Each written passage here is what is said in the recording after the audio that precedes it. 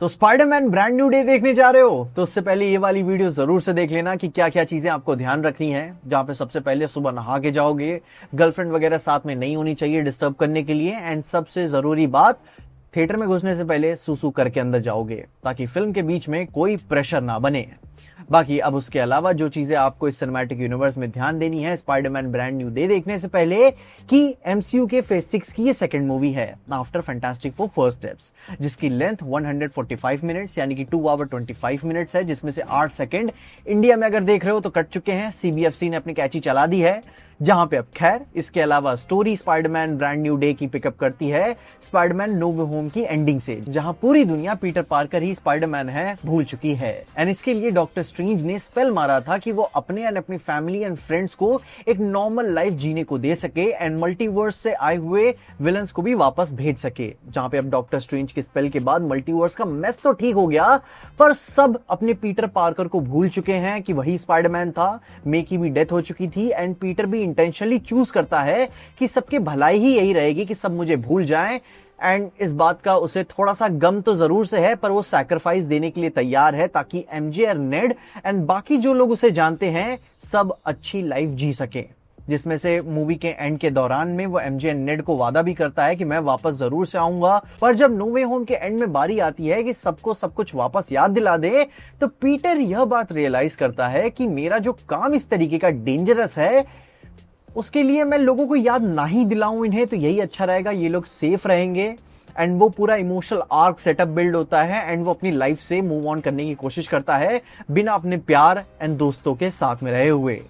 जहां पे अब ये हुआ था 2021 में, जिसके बाद फेज 5 बीत गया, एमसीयू की 36 पीसेस ऑफ कंटेंट रिलीज हुए इसके बाद एंड 5 साल बीत गए अपने रियल वर्ल्ड में। पर अगर मूवी के अंदर टाइम को गिने तो मूवी इस गैप को 4 साल मानती है एंड फिल्म सेट है फॉल 2028 के एंड में, जो कि इसे Daredevil Born Again season 2 and Thunderbolt से करीबन 1 साल बाद सेट करती है। And She Hulk Attorney at Law, जो कि हल्क की लास्ट अपीयरेंस थी, उसके 3 साल बाद उसे सेट करती है। जिसके बाद स्पाइडरमैन होमकमिंग, जिसके इवेंट्स को टेक प्लेस किए 12 साल बीत चुके हैं एंड वहां हमें स्कॉर्पियन की लास्ट अपीयरेंस देखने को मिली थी एंड द डिफेंडर्स में हमें दी हैंड की लास्ट अपीयरेंस भी 12 साल पहले देखने को मिली थी।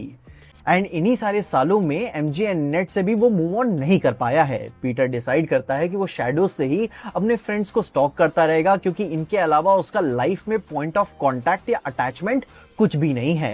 एंड इन 4 सालों में इस मूवी के टेक प्लेस करने से पहले वो किसी भी कोई बहुत ही बड़े बिग बैड से नहीं लड़ रहा होता, वो बस शहर में अपनी पीआर को ठीक कर रहा होता है। न्यूयॉर्क सिटी की की मिली होती है उसे, बच्चे उसे पसंद करते हैं, उसके नाम से रैलीज निकाली जाती हैं, जो कि सेम रेमी की स्पाइडरमैन 3 के बाद अब जाके हमें देखने को मिल रही है। अपने खाली टाइम में वो अपना टेक खुद बनाता है, उसने खुद का एक एआई असिस्टेंट भी बनाया है, एज वेल एज एक 3D प्रिंटर फैब्रिकेटर भी, जो कि स्टार्क इंडस्ट्रीज के इक्विवेलेंट है, जो कि आपने Far From Home and No Way Home में देखा ही होगा, जो कि उसे हैप्पी ने दिया था। एंड फिर जैसे ही चीजें सैड सूड होके चली रही होती हैं कि तभी पीटर की बॉडी में चेंजेस आना शुरू हो जाते हैं, क्योंकि ध्यान देने वाली बात यह है कि पीटर अब कोई टीन नहीं रहा, वो अब एक ऑफिशियली अडल्ट स्पाइडरमैन बन चुका है। एंड अब बिना हैप्पीनेस एंड कंपेनियनशिप के उसकी बॉडी में उसके स्पाइडर जीन्स म्यूटेट करना एग्रेसिवली शुरू हो चुके हैं। उसकी बॉडी ट्रिगर होना चालू हो जाती है कि which you have to lock in into full spider, and उसकी बॉडी एग्रेसिवली म्यूटेट करने लगती है, उसकी powers and senses dangerously increase हो जाती हैं। पर उसके अपने newfound powers and mutations के ऊपर कंट्रोल ना होने की वजह से वो अपने लिए ही सही पर अपने विलन्स के लिए भी एक डेंजर बन जाता है, जिसके म्यूटेशन इफेक्ट्स में उसे न्यू ऑर्गेनिक वेब्स भी मिलते हैं। एंड ये सारा चोट भांगड़ा देखकर वो ब्रूस बैनर के पास जाता है, जो कि अभी एक यूनिवर्सिटी में प्रोफेसर है, क्योंकि पूरी दुनिया में सिर्फ अभी एक ही ऐसा बंदा मौजूद है जिसने अपनी इस सुपर पावर वाली अल्टर ईगो को, जीन म्यूटेशन को कंट्रोल करना सीख लिया है। जहां पीटर चाहता है कि अच्छी अच्छी पावर्स तो वो रख ही ले, पर बाकी म्यूटेशन सप्रेस हो कर दे, जिसमें से बैनर उसे ये तर्क देता है कि तुम कौन होते हो डिसाइड करने वाले कि म्यूटेशन कौन सा अच्छा है और कौन सा खराब। एंड यहीं पे तो वो अपना एक्समेन का पूरा म्यूटेशंस का पूरा लॉजिक फाउंडेशन सेटअप होता है कि म्यूटेशंस एंड म्यूटेंट्स बैड नहीं होते।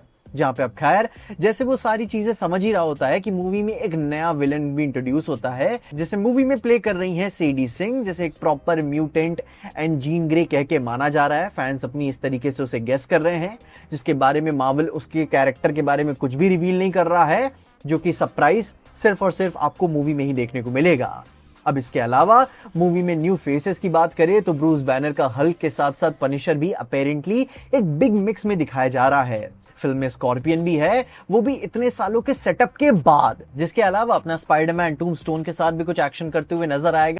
वहीं अब उसके अलावा एक और मेजर थ्रेट जो पीटर को टक्कर देगा वो है दी हैंड का ऑर्गेनाइजेशन, जो कि प्रीवियसली मार्वल टेलीविजन शोज में देखने को हमें मिल चुका है। एंड इन्हीं के ऊपर एक change of heart, change of actual character development, Peter अपने फुल फ्लोन पावर के साथ इनसे लड़ते हुए देखने को हमें मिलेगा। एंड फिर इसका कनेक्शन डायरेक्टली हमें डेयरडेविल के शो में देखने को मिलेगा, जिसमें हमें अब इलेक्ट्रा के नए सूट के साथ लीक्स देखने को मिल चुके हैं। एंड अगर आपको याद है कि नेटफ्लिक्स में दी हैंड के साथ क्या हुआ था, इलेक्ट्रा ने क्या किया था, तो this time you are here for a treat. जिसमें अब अगर आपको न्यूयॉर्क सिटी एंड पीटर के एसोसिएट्स के सिचुएशंस को बताऊं तो करीबन 1 साल हो चुके हैं जब मैट ने न्यूयॉर्क सिटी के मेयर को टेक डाउन किया था, यानी कि एकेए किंगपिन को। जिसके बाद शीला रेवेरा, जो कि मेयर की एक्स चीफ ऑफ स्टाफ थी यानी कि किंगपिन की, अब वो एक एक्टिंग मेयर बन चुकी है नेक्स्ट इलेक्शंस के बाद, जो कि हमें ये चीज डेयरडेविल सीजन 3 में देखने को मिलेगी ही, जहां पे अब डेयरडेविल के ना रहने की वजह से सिटी को अब फुल थ्रॉटल से स्पाइडरमैन एंड पनिशर अपने न्यू गेन करियर से प्रोटेक्ट कर रहे हैं।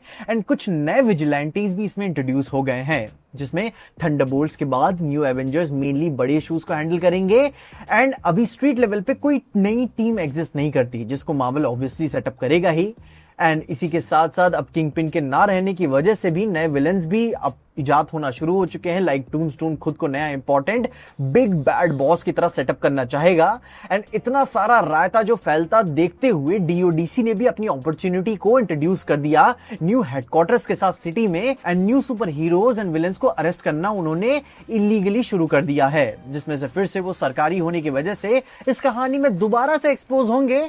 बाकी अब अगर इसके ऊपर से फिल्म के वगैरह वगैरह कैचअप करने के बारे में बातें जाने तो स्पाइडरमैन ब्रांड न्यू डे से पहले एवेंजर्स कंप्लीटली देखने की जरूरत नहीं है आपको, लेकिन कोहेरेंस के लिए आप एक बार जरूर से देख लेना। द डिफेंडर्स मैं आपको यहाँ पे ऑफर नहीं करूंगा, पर दी हैंड है उसकी वजह से यहाँ पे मेंशन जरूर से हो जाएगा। लेकिन उसके अलावा भी अगर आप नए हैं तो आपको कैप्टन अमेरिका सिविल वॉर तो पता ही होनी चाहिए स्पाइडरमैन के इंट्रोडक्शन के लिए कि ये नया स्पाइडरमैन आया कहां से। जिसके साथ ही साथ Spiderman Homecoming is very important. And उसी के साथ साथ Avengers Infinity War and Endgame भी मैं आपको रेकमेंड करूंगा। Spiderman Far From Home and Spiderman No Way Home is absolutely important, आप मिस कर ही नहीं सकते। एंड अगर आप ये वीडियो देख रहे हो तो आपको पता ही होगा। जिसके ऊपर अगर हम और बढ़ के देखें तो She Hulk Attorney at Law देखने की जरूरत नहीं है, पर हल्क की लास्ट अपीयरेंस की वजह से जरूरी हो जाता है कि हल्क हमें आखिरी बार कहां देखने को मिला था। उसके अलावा ठीक उसी तरह हमें Ms Marvel and Daredevil Born Again, Thunderbolts, Wonder Man and Punisher One Last Kill कोई देखने की जरूरत नहीं है, एब्सोल्युटली नेसेसरी नहीं है, बट कोहेरेंस के लिए जरूरी हो जाता है यहाँ पे कि स्पाइडरमैन के अलावा बाकी सारे कैरेक्टर्स का सेटअप कहां से हुआ। बाकी अगर आपको ये सारी चीजें पता है तो यू आर ऑल सेट। अगर आप अपने स्पाइडरमैन को अपने प्यू प्यू करते हुए जानते हो तो देख ही लो भाई, अपने स्पाइडरमैन को कौन मिस करता है भाई, सभी लोग जानते हैं। बाकी उसके अलावा मेन सोनी के venom and Spider-Verse and Morbius and Madame Web जैसी मूवीज को मैं रेकमेंड नहीं करूंगा, जो कि है तो कनेक्टेड पर अच्छा काम नहीं करी तो डिस्कनेक्ट हो गई। एंड वैसे भी ना ही देखो तो अच्छा है, मूड खराब हो जाएगा आपका। एंड वेनम में जैसे स्पाइडरमैन को टीज करके फिर दोबारा से उन्होंने वापस खींच लिया था तो आप मुझे ही गालियां दोगे। बाकी Venom is like chill fun, लेकिन कुछ हैवी कनेक्शन नहीं है उसका स्पाइडरमैन के साथ, सिवाय एक आर्क सीन को छोड़कर। बाकी उसके अलावा यू आर ऑल सेट। अपने ओपिनियंस में कमेंट्स से जरूर बताना कि आपका स्पाइडरमैन का एक्सपीरियंस कैसा रहा एंड आप कितने ज्यादा एक्साइटेड हो ब्रांड न्यू डे देखने के लिए एंड डूम्सडे में किस तरीके से वो सेटअप की जाएगी। बाकी आप अपने ओपिनियंस में जरूर से बताना।